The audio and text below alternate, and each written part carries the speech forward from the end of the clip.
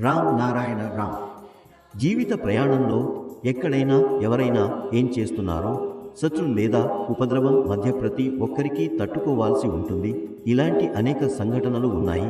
మన జీవితంలోని ప్రతి పని గాలిగడ్డ, తుఫాన్, ఔచిత్యం మరియు ప్రతిఘటనల మధ్య నుండి గడుస్తుంది.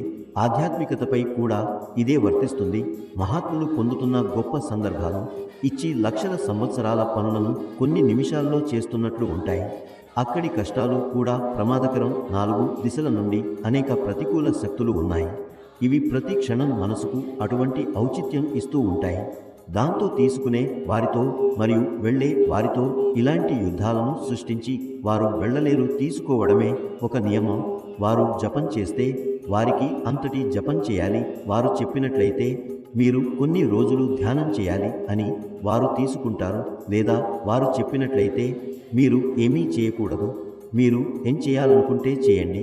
ప్రేమ మరియు అభిమానం ఉంచండి. అదే జరిగిపోతుంది.